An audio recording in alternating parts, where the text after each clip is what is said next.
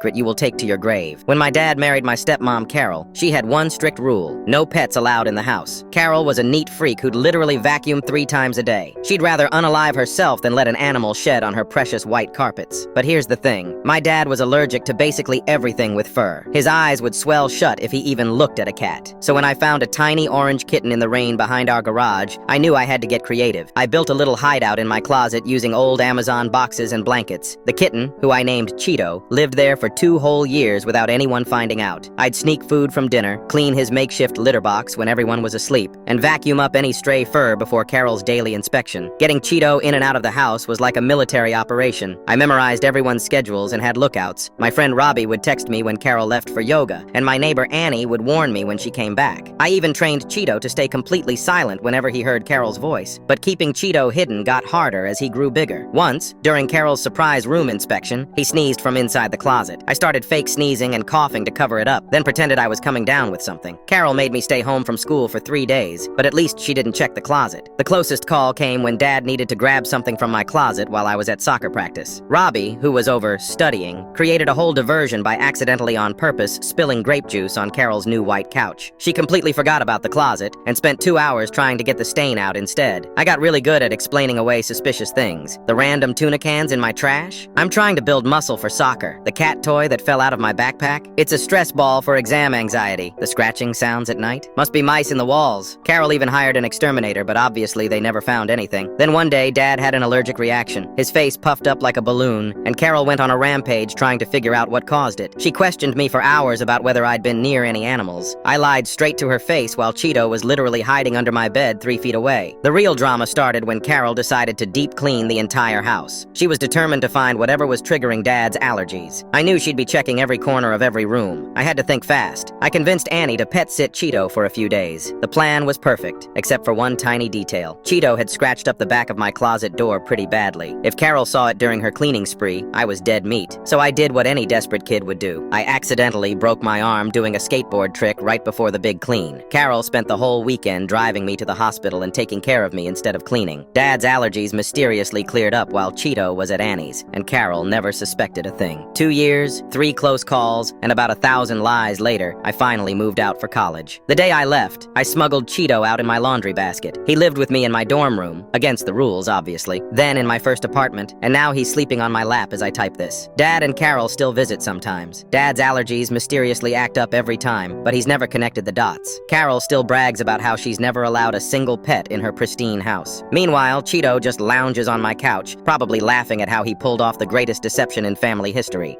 My mother wore white to my brother's wedding.